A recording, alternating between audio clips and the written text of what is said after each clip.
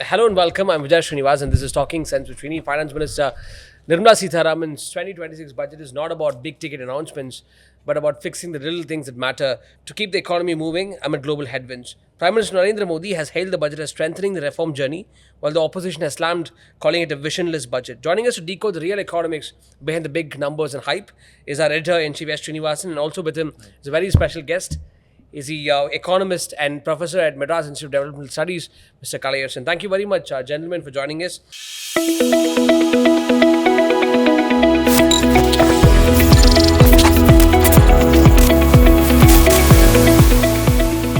Thank you, Vijay. Thank you, Vijay, having me here. Thank you. And let me begin with Srinivasan, sir, first. In the last year's budget, we saw that there was larger emphasis on consumption, right? The government had to forego close to 1 lakh crore, and then came the GST Diwali bonanza, again, lots of, revenue cut there. So, but I think certainly the consumption has in a way improved beyond 60% according to the annual economic survey of this year. But there seems to be complete, silence as far as the consumption numbers are concerned in this budget. You think the government was convinced with what they've achieved earlier?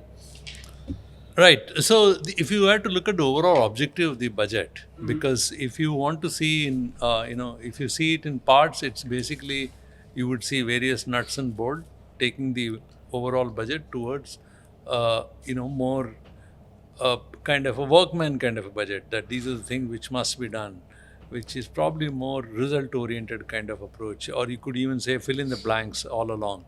But if there is an overall message, what is the message?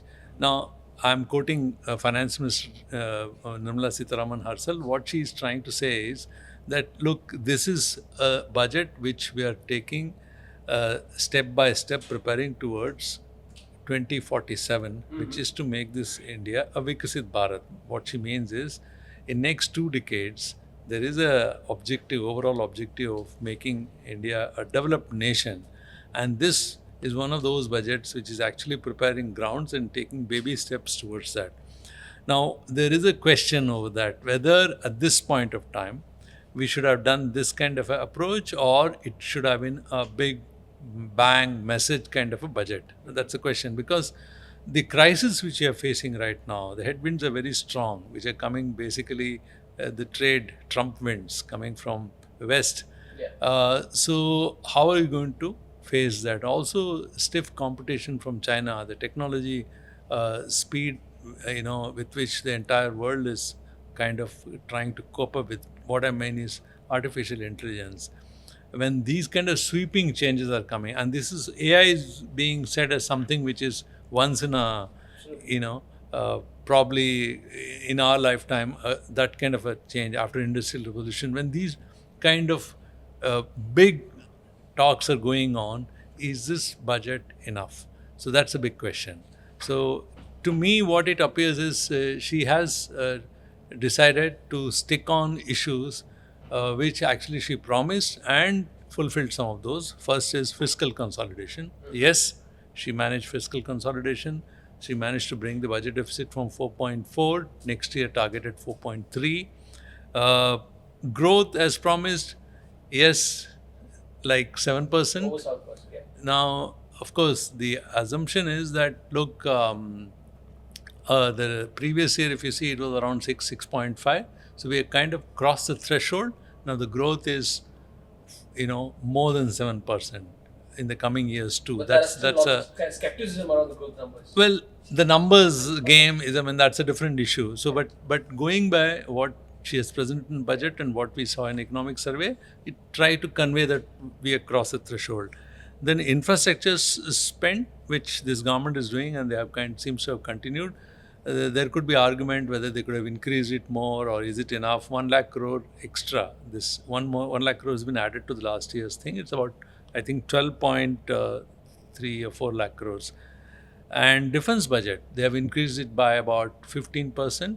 Capital goods alone with that, which will be largely used for buying new equipments, about 22%. Is it enough? Considering the kind of armaments we need, the kind of modernization which we need to know. We saw Operation Sindoor, the kind of technology in a way we faced. It wasn't just Pakistan. There was a proxy battle which was also being pursued by China from behind the scene. So, from that perspective, is it enough? That's a big question. All right. So, let me, take this question forward as well. If you look at the India's growth story, for example, the GDP growth has been over 7%, the fastest growing major economy in the world, and the inflation is below 2%, the headline inflation. RBI calls it the Goldilocks scenario, high growth and low inflation there. From a macroeconomic point of view, everything is bang on, right? But but is it what India really needs to prosper? Because there's certain structural challenges economists keep pointing out. You think the budget has addressed these concerns? Yeah. So, as you, if you follow the economic survey that appeared 2 days before, and it clearly mentioned the kind of challenges that India faces. Obviously, India is definitely has a good position, as RBI governor used the term of Goldilocks. Goldilocks, which is like a growth numbers great and low inflation, and you have a considerable foreign reserve and your fiscal deficit under control. Of course, it's marginally declined. There's a clear condition for you to do big changes. So, as in the economic survey argued, there's a great challenges that prevail, as Mr. Srinivasan also mentioned. The world global order is upended, and there's a Trump tariff on one level, then the Euro-Trump break and Ukraine war, and there's a Middle East war. So every country is going on crazy. So in this time, I think most of the countries are trying to consolidate their own productive capacity. Today, there's one country in the world which actually dominates global production capacity, which is China. And is it India in a position to maintain or sustain its productive capacity, even to achieve what it calls as an Atmanirbhar Bharat? Forget about the Viksit Bharat, which is like 2047, yeah. So what it requires. So how do we read this budget given these challenges? Mm-hmm. So budget, one can think again in any budget for that matter. One is the short-term, immediate response, which we call as economic stability, which is you typically look at growth number, inflation, and the basic metrics. Then you can also should read the budget. What is a long-term vision? Is there anything that we can discern in this budget, speeches and numbers? Is a long-term vision. Yeah. Because the economy also requires a long-term vision. Sometimes building a productive capacity in supply side, of the technology, skills, and other reform required to put economy on the path that it requires, given this challenge. So there, I think it's not clear yet. My only concern is short-term macro stability. All the numbers are okay. You have fiscal consolidation. What is your pathways for building your manufacturing capacity, building your production capacity? Here, one more thing also mentioned in this budget, in the economic survey, which is first time, I guess, probably of any economic survey, I would say, the term used called state capacity. Mm-hmm. What we often think size of the government normally is the measure for the economists to think of the way in which the government can intervene. What is our size of the government? Size of the government is nothing but your GDP, tax GDP ratio, or the size of the or expenditure GDP ratio. But that is not right measure. That's what exactly the economic survey says. We need to build institutions like, the credible, predictable institutions. So that requires a long-term vision. So that is actually partly needed to really, if you want, the key word that the budget, the economic survey says is achieving strategic resilience and strategic indispensability in the global order. So how do you achieve this? Which requires, I think, is a long-term plan and roadmaps. I think that I feel is missing from this budget, despite the fact that the macro level we have achieved our stability with growth number, in low inflation, what the RBI governor calls as a Goldilocks. So it's great. But what is the long-term vision given this uncertainty? I don't see anything in that. Okay, you seem to point out there are lots of gaps between the economic survey and the budget that's been presented today. I'll take this up, another question to Srinivasan sir on the MSME. There's been a lot of emphasis today on the MSMEs, not just today, but in the last budget as well. We did see a couple of announcements that's coming in. And, there's been a fund that's been put out, a barrage of funds for the MSMEs to have that liquidity of funds and all that. So, the government was pinning its hope on corporates for long. There was a corporate tax cut as well a couple of years back. Now there's the focus seems to have shifted to MSMEs. Nirmala Sitharaman, interestingly, also termed them champions. We're all from Tamil Nadu. We understand that the plight of MSMEs, because we are in the closer proximity to Coimbatore and Tirupur areas. There's lots of clusters, MSME clusters here in Tamil Nadu as well, partially because of the Dravidian model there. you think the government is doing the right thing as far as the MSMEs are concerned? See, MSMEs require two things. First is, they have been really crying about finances. And the second is they really need technology. If these two questions are answered, then a whole lot of things may happen for MSMEs. So, you see, MSME is the largest employer. They provide largest employment. And largely they are in unorganized sector. So 90% of them perhaps are dependent on not formal financing. I think they go for informal sector, which is a big problem. To bring them into formalization is a tough task. Out of this MSME, I think Kalaiyarasan will be better positioned to explain that. Yeah. Most of them are actually those who are in this position are actually micro, not so much of small enterprises. Now, there are three decisions which the budget announced today. They're going to create an equity fund worth 10,000 crores for the small and micro enterprises, and they are going to also give them some priority, which is already there. Public sector purchases, liquidity support in the form of some kind of credit finance. That's right. Credit guarantee they're going to give, and also they're going to give what you correctly said, create some champions. Yeah. So MSME champions, perhaps, who would be given assistance. Also, there would be. But are these champions going to be the very few champions? Oh well, let's see, which we have seen at the corporate level, the double A's, as Arvind Subramaniam keeps pointing out. I hope so. It's not because MSME requires a lot more wider base than that. Yeah.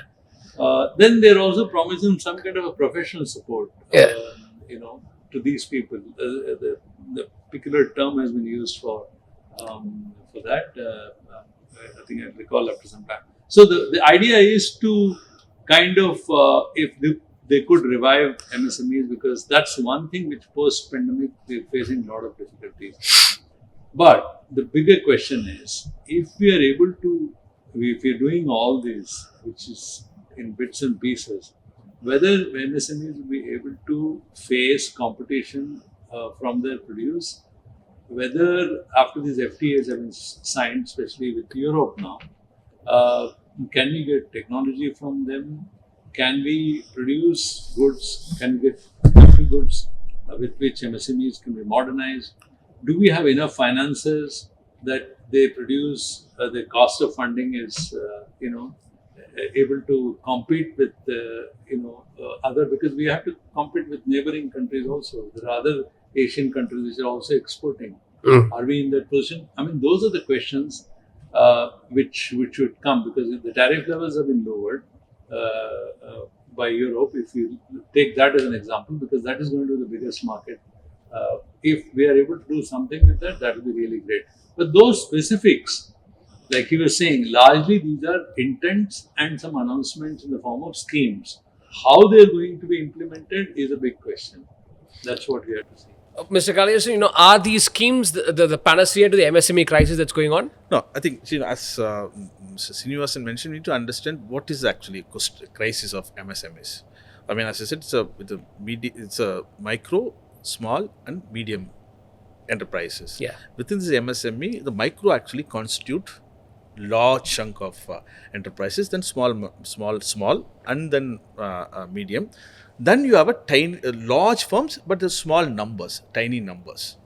So one would ideally expect when the economic growth takes place, structural transformation, that economists call from low end to the high end productive or developed world, which is small, the micro becoming small becoming medium becoming big firms. That's the pathways. So this is exactly what has happened in China. Yeah. And what has we learned from them? Are we in a situation is that something similar taking place in India? No. Not now, even for a long time, no. Why that break of this MSMEs or this movement to the big firms, which has been a big concern? Few concerns are already identified by economists, have been discussed, and partly the government addressed not only in this budget, but the whole other budget too, which is thinking about the financial question of the access to finance. This is one of the constraint that MSME faces. Second is technology, access to market, all of this. But what are the ways in which this one can acquire this technology. For example, you can fix, say, on finance, you can say, tell the banks that you have to ensure certain percentage of credit has to go to MSME, but not enough. There are other constraints that this MSME facing. If you really learn from a country like China, which actually acquired us, succeeded in this. So one of this, I would say, of the technology upgradation. So how this happens, here the MSME works in silos with the big firms. Many countries know. Actually, it has to work in very close interaction. That's how the small firms acquires its skills. Small firm acquires its knowledge. Small firm acquires its technology. Therefore, it can scale up tomorrow and enhances productivity, because MSME suffers not only in terms of finance, and MSME suffers also from productivity. It's a low productivity sector. So how do you achieve productivity? So you have to enhance your technology. You have to enhance your know-how, enhance your skills. So those are the concerns that the MSMEs have been facing. Think of this China. How did China achieve this? This is a great lesson to learn from them. China did this, for instance, if you are taking the FDI, why China, despite having a much, have a better investment condition and better savings, it still attracted FDI, because Chinese investment share in the GDP is much higher than India's investment in our GDP, because China has been for a long time building its capacity through building up more investment through capital accumulation. So, but despite that, why China has been attracting FDI? For simple reason, because certain technology China was lacking, and through the FDI, make sure that the FDI, the firms that comes in, shares its knowledge, technology with the local firms. Fill in those gaps. So, fill in the gaps. So, India has not been able to do. So that is actually a missing element that India is supposed to do. That one that is for the FDI. It's a very interesting question. I mean, let me bring in some practical aspects of it so that we could actually give a more a better answer to that. See, when during Diwali we see a lot of this electric decorations. Like we do lighting, Diwali, Christmas. If you go to a market, say if you go to a market in Delhi, the same stuff which is made by Chinese is available 1/20th of cost, which is made by Indian companies. And I'm sure these are also being made by Chinese companies which are micro, small firms, small size. But then they are using aluminium wires. Indian companies, small companies, are using copper wires. Copper is considered better actually. Aluminium is considered very fragile, only for one season. So if you look at quality, Indian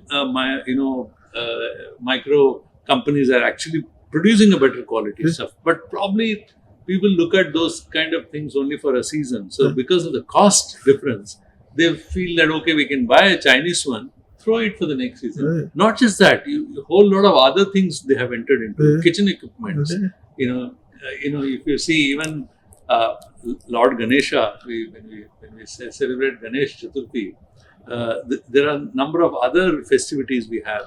You see those sprinklers, even that is coming from Chinese. And they are flooding the Indian market. That's right. So, ideally, these are the things which India should be making on its own. Such a large market and such a large talent we have, and why that's not happening? Yeah. So, this is a great question. This is something I've been, thinking, in fact, and part of my research is also about this. I think, as you rightly mentioned, our trade, one of the important trade partners is China. Despite we have being neighbor and there's a contention, security contention, all of that. But we have been having a trade deficit with them. In fact, we've been importing more than what we are exporting. And for long term, and those imports are not really very sophisticated goods, which we think of generally we can't do, like maybe semiconductor. Not the rare earth metals. No, actually it's as rightly mentioned, small goods, which is of the toys and other stuff, pencils, small stuff, which something we can do. In fact, shirts, some of the shirts, for instance, Tirupur, we are actually exporting shirt to America. So far, after the Trump tariff, it became trouble. But before that, we've been exporting to America, say $16 shirt, which is like India rupees, 1,600 rupees, say, or 2,000 rupees. But we're importing 200 rupees shirt from China. So why are we not able to produce the 200 rupee shirts in India, and we are exporting to 2,000 rupees, which is very important with quality shirts. But given our consumption, India is one of the populated country in the world. It's the largest. We have overtaken China. So obviously we need a huge market And the huge market is also not really up-end market. It's really lower end, small, poor and lower middle class, which we can produce goods, which are those cheaper goods we can produce. So why we are not able to produce? That's something that we should be concerned about. See, one level we need to be secure, we need to be self-reliant in high-end manufacturing, which strategic in terms, which are semiconductors, or renewable energy or space related items, defense related items. Some of this actually is secure, where I think there's a focus I see. But why for the mass production goods, why have not been able to produce? And the current account deficit that we are having with China is insane to have that level of deficit. I mentioned a very micro level, which stuff, these are very low cost. But even at a high end, whether it is artificial intelligence, China is able to really give a run even to the US. Yeah. What happened with DeepSeek? The foundational model, yeah. They were able to give them a challenge. He was just mentioning before that there is strategic resilience, which the chief economic advisor wrote in his report. Today he mentioned again the post-budget press conference. He said we are trying to achieve it through rare earth minerals. There is a corridor which is now envisaged in the budget. And then semiconductor, environment, a lot of things have been announced. So pollution, of course, there was no talk, which should have been there. I wonder why. That's right, yeah. About that. The thing here is, are these steps, the economic survey has outlined that, but in the budget, do we see reflections of that? That's a question. Because it's not just at the low end, even at the higher end, even if you're doing a catch-up, China seems to have gone somewhere. Why I'm giving Chinese example? Because they are the one who are at the same level of development as we were. No, see, clearly, if you look at Davos Forum conversation, the French President Macron mentioned it's a very hilarious speech actually, I would say, in one level in history. We think Europe actually brought the modernity and technology and modern economic growth to the global south. So in that speech, Macron mentions, the French president mentions, we need to have a more engagement with China, not only to get of the trade deal done, also to get a technology upgradation of French economy. Think of this. Is that today the technology actually goes in the reverse order, where it was only thought historically that we need to build our FDI from Europe and America in order to boost, which is called in economics catching up from poor countries to developing countries and developed world, the linear transition or convergence. Today the Europe is talking about we need to have more engagement with China to enhance our own European technological ability. How did China achieve that? It's not a one-day investment. It's one aspect, which is, I think, we want to see the Chinese trajectory in a much more holistic way. Definitely one of the couple of things that we can learn, we can adopt. There are many things which we can't implement here, emulate here, but there are few things which we can learn from China. One is definitely R&D, research and development, the putting money, not only of the government sector, government intervention, which is remarkable given Chinese past, but it also private sector. India's private, so both government has been historically did, but not able to do beyond a point, but even the private sector is not forthcoming doing much on R&D, which That's is right, one. Second, even if you get an FDI through and you're not able to invest money, so obviously let's get some foreign firms and have some strategic engagement. Let's learn from them. So we don't have even absorbing capacity in our own firms, assuming the two firms engages, one foreign firm, Indian firm, and then localized firms. Is there any way that local firms can learn the technology? Do we have that capacity? Is something that we need to think. One is R&D at the macro level of intervention, enhancing our education institutions and having more collaboration between factories, firms and academic institutions, which can, enhance our capacity. More than that, it's also other aspects. So I think we need to think all of this nuts and bolts in much more granular way. There I see there's a disconnect between what is promised in the budget and what is outlined in the economic survey. Economic survey, I would say it's a 730 pages, very comprehensive survey, in recent time, I would say. So that actually tells there are many things that India need to do really if it has to achieve not only over its Viksit Bharat, developed India in 2040, but also to face this challenge, uncertainty, global. And today, economic, as I mentioned, global economic order clearly upended. We are actually different global order today. And are we in a position to face that? Do we have the productive capacity or the ways forward to build that productive capacity to face the world? I think there I find MSME, if you really want MSMEs to be the core, and what is the pathways, I'm not fully clear from reading the document of the budget. Yeah. Shifting focus to Finance Commission there, the Federal has been reporting about this with the first news portal to report on the Finance Ministry has accepted the 16 Finance Commissions under Arvind Panagadia's recommendations there. The Finance Commission once again recommended the vertical tax devolution for states at 41%.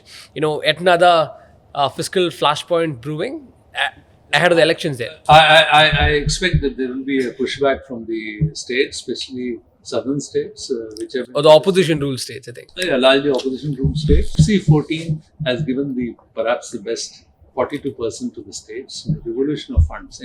What they do is they put all money into a huge divisible basket and then share it between center and the state. So the states are given 42%. That was the highest in FC14, which is for a period of 5 years. Then FC15, Finance Commission 15, reduced it to 41%. And now the same thing after 5 years has been accepted today. That's what Finance Minister today announced in the budget. Before the budget, while presenting, tabling the FC16 report. Now, what does it mean? I think there are two kinds of devolution which happen. One is the vertical, which is the horizontal to states, and then horizontal, which is among the states. Yeah. Now, how the horizontal devolution happened, we don't know yet. I mean, we have to go into details to read the fine print.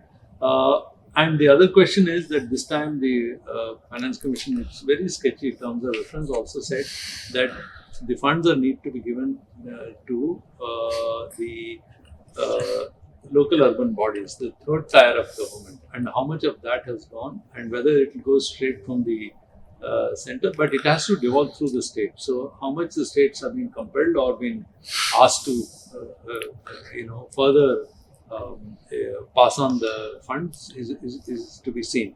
But there is one question here. Even this 41%, are they going to get it? That's a big question, because if you see the cess surcharge, basically it's within the divisible. There are some undivisible areas. Yeah. So what effectively states get is only about 33%. That's what I think even Kalaiyarasan in the morning session was saying, that what we actually get is only about 33%. We mean the states. Yeah. I'm mentioning it because the federal is for the states, of the states, by the states. Yeah. raising such issues. So that's a big question, because a lot of these reforms, a lot of these changes are to be done in the state sector. In the division of labor between the central government and the states, a whole lot of work which has happened on the ground is to happen in the states. So the states need to be funded better. And after the GST, some of the revenue-raising measures of states are also narrowed down. So it's a big question before them. I'm sure there will be a pushback on this. All right, and Mr. Kalaiyarasan? Yeah, see, I totally agree with Mr. Srinivasan, but I just want to take you back to the fundamentals, basics. What is the role of the Finance Commission? What it does? It's just for a audience, that's right. For the audience. Merits of a viewers, yeah. So we know in India there's a certain jurisdiction problem in the sense of the tax collection. Only the center can collect taxes on all the direct taxes like income tax and corporate tax and other, except the property tax that falls under urban bodies. Then there is a expenditure or the indirect tax, partly the center, partly the state through the GST. So after GST coming, even that is also been surrendered by the states. That's so right. Now the states have virtually no power. Virtually no power on the tax collection. Yeah. It's only the center. It collects the taxes. So now there isn't a constitutional body which is called Finance Commission. Every 5 years it sits, collects opinion from across states and comes out with a formula. Here is a formula. It's it's a constitutional body under Article 280. So but it's formed. So it actually says, look, here is a formula under which you need to distribute the resource that you collect of the union government with the states, because the expenditure in the one level, you don't have a power of this tax collection by the states. States also actually accountable for almost 60 to 64% of the total expenditure in the country. The states are burdened with the more expenditure, That's right. with the less Revenue. power for revenue generation. So that is why you have a body called Finance Commission to distribute resources in a way that it actually maintain the federal character of the country and also keeps the states to prioritize their own developmental trajectory. So now, given this, what is the track record? Track record is since, as Mr. Srinivasan mentioned, since 14th Finance Commission, after the abolition of Planning Commission, it said that states should get in the total collection at least 42% of the total collection of the what the central government does. So that's a mandate which is starting from 2014 to 2019, 2019 to 20 and 25 to 20 to 20, 21 to 26 is the 15th Finance Commission.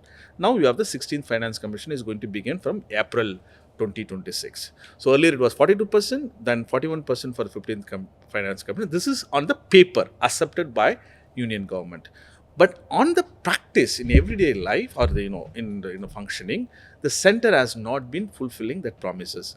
In the actual transfer, it has been much lower than what it promised on the as per the Finance Commission. Finance Commission is 42 from the 14th Finance Commission, 41 in the 15th Finance Commission, accounting for last 10 years. Given the last 10-year experience, only 1 year, 2018, actually you had to peak the share of the states to 36%. Rest of the years, it's been around 30 to 33%, almost 10 percentage point lower than what it's supposed to be.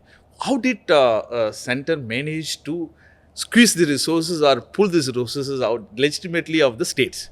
Is a creative mechanism. Center invented a creative mechanism of what you call as a sets and other surcharges, through which it parallelly ran. You call it creative, some call it gamed. Yeah, it's a creative way of you don't know resources being snatched from you, but other means you get one level. Yes, we promise 42% the state should get, but we do other mechanism which is in a creative way of keep the revenue which are not shareable, which is called non-divisible. That's right. Yeah. And that is actually an invented mechanism through which the center has been able to maintain this. So now, this is one setup problem in the sense collective. While the states collectively been asking our share in the total revenue collection should be of 50%, which has been the long-standing demand of the states, which is not even, I think before this budget, there was a set of political leaders from the southern state met, if I'm right, of the senior union minister, including the finance minister, I think seeking for 50% tax. This is with respect to what we call as a vertical transfer. That's between the center and the state. So now you have another set of problem, which is something we don't know yet, which is called horizontal. So okay, we agreed of this 41%. So what are the ways in which this 41% to be distributed across states? You should have some formula. So then there actually the formula, India is a federal country. You have uneven development. Some states are actually equivalent in our, per capita income or human development comparable to many middle-level countries in the global south, and some countries actually comparable to, of worst performing countries like in the African states. So we have a very highly uneven. So you should also let's make no mistake here. Of today, if you look at larger federal country, India is one of the worst in terms of inequality between the richer and poorer states. That's right. If, for instance, today the poorer state and richer state distance is 6 times an average of say Tamil Nadu or Gujarat or Karnataka. Its per capita income with respect to say Bihar, it should be 6 times. In an average, the Tamil Nadu or the Karnataka earns 6 times of the average person in Bihar. You take the poorer state in richer state in US, is a poorer state in Mississippi, richer state in New York, and differences between these poorer and richer is 2 times. And take the Brazil, another global south, the distance between the poorer and richer state 3 times.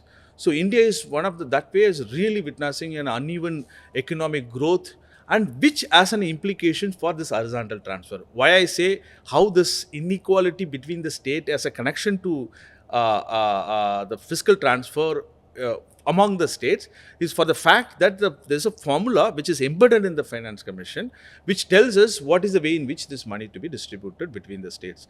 One of the criteria which has a larger weightage in that formula is the per capita income as a criteria, 45%, than the population criteria, which is another 15%. Roughly 60% of your weightage in distributing these horizontal resources based on your income and your population. On both account, the income in the sense the more richer you are, and the poor, the less share you get, and the poorer you are, more share you get. And similarly with the population, per capita income as a denominator as a population. So in that account, obviously the states which are performing better would naturally be getting lesser, and also western state partly of the Maharashtra and Gujarat. So this has been a long-standing concern for the. So I'm not saying I'm not having any normative says that it should be yes or no, but there should be some mechanism to make how this should be sustainable in the long term. I think this is the concern that the states are having. I think this also going to, we don't know yet as to what is horizontal. We know the vertical formula is 41%, which has to be effectively realized not only in the paper or also that is a concern, but it's also equal concern as the horizontal distributors. This is something that this actually is a very important challenge given the highly unequal economic growth in India of sustaining this federal character, and particularly of the transfer, which is the main concern for the southern states. Okay, one last question there, Srinivasan sir. It's about the markets have given a thumbs down for today's budget speech, and particularly after the hike in STT. What exactly is STT? What does it matter? You think Nirmala shouldn't have touched STT? Look, STT is basically securities transaction tax, which is imposed on every time somebody. Irrespective of whether they made the profits or not, loss. So for each transaction, so it's about I think 0.2%. What they have done is they have increased it only for futures and options. So it's been increased from let me just see, 0.2 to 0.5%. Yeah. 0.2 to 0.5%. I think the markets have reacted to that. They didn't like it. I think it's 0.02. 0.02. Yeah, sorry. So I think markets have actually didn't like it and therefore reacted. But the thing is, basically the intention of the government to do this was not to punish small retail investors. This is for big, because normally these kind of futures and options and option trading, these are done by institutional investors, large traders, largely speculative. And I think a lot of money is made. 1 lakh crore is being said as earned as profit last year.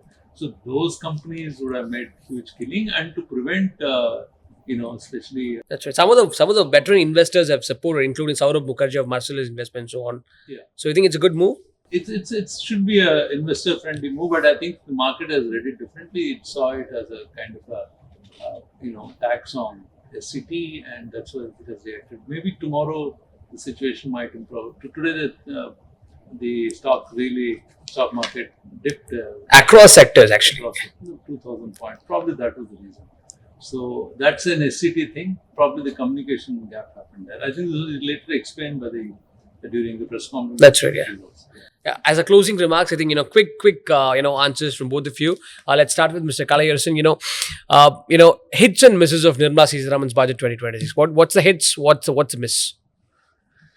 No, it's definitely on macro stability, fiscal consolidation. Of course, in that obviously, which is what market requires. In that account, obviously, it's clear. Like I have a 7.4 growth, which is of course given the global uncertainty, it's good. And the Goldilocks that the RBI governor mentioned, low inflation, higher growth, and fiscal consolidation, great. But what's a long-term strategy? How this actually play out to improve people's lives? What are the wages, we don't see anything on distributional aspect of growth. We don't see anything of the different sectors. So these are something of the missing. We don't see, interestingly, any populist scheme that otherwise is known for. This is, I think, is missing for our own, it is the 9th budget for our, the series of budget. If you look at, I think you'll have a couple of very key populist scheme. I don't see anything that is In this budget. In this budget, given the fact that you have elections coming up, we are in Tamil Nadu, in the election coming up in Tamil Nadu, in Kerala, and other. We don't see any attractive populist schemes. The finance minister interestingly said in the press conference that, look, I am being criticized for doing such sops. Yeah. So, but that's exactly precisely the point. I mean, given this, and it's not that the union government has not done in the past. It has done in the past of the few states when the election is about to happen. Of course, you see the a certain allocation of those states. It's not true that it never happened, but in this case, which is for me, it's surprising, particularly in a context when your macro situation is under control. Yeah. Why are you then why are you like preserving your space? What for? Why? I mean, when you have a room to do things, and we don't see. That's something I'm not sure as to. I'm still yet to understand the strategy behind of not doing that populist schemes. Yeah. So hits and misses of Nirmala's 2026 budget speech. Clearly, the big hit is fiscal consolidation. Yes, they have 4.3%, yeah. 4.3%. It's a different question whether, but what she promised, she has kept. Growth, yes, as promised, 7%. Infrastructure spend, yes, they continue to make. Raise the capex to about 12 lakh crore. Yeah. Defense budget, yes, they have increased both the capex also by 22%, overall 15%. So again, it is good, but maybe you can quibble with that should we need more, but these are the steps which she really hit. Misses, one of the biggest thing is this budget, whether it has been able to manage to spend enough signals for boosting investment. Private sector investment has not been happening. That's right. The biggest bugbear, why the growth is being held back. Whether enough steps have been taken, whether the market is rated correctly. Basically, what I mean is private industries. Because on the other hand, they are piling on the reserves and not investing. Yeah. Next is how to deal with free trade agreement. India has done a lot of free trade agreements, which is basically to widen the market after face off with US. Whether we have done enough so that even when the agreements are finalized, say for Europe, with UK it is finalized but yet to be implemented, are we in a position to take advantage of that? And then certainly one good thing is, it's not election oriented, but southern state at least, Tamil Nadu, you could see the politicians here a bit disappointed, nothing much came out of Kerala. So, I mean, trying to answer you, I can be slightly more political. Probably they don't see much, you invest when you see certain return. So Okay. probably that could be one wise decision in that sense. The other thing which is a huge miss is the Finance Commission states we're asking 50%. Even if it is not 50%, I hope that even the 41%. That's a miss for you, but the hit for the center, isn't it? So whether the devolution will be to that level. That's right. I mean, you asked me for what I look. All right. My Sure. point of view. Yeah, thank Yeah. you. Thank you very much, gentlemen. Such a pleasure talking to both of you. Thank you, Vijay. Wonderful.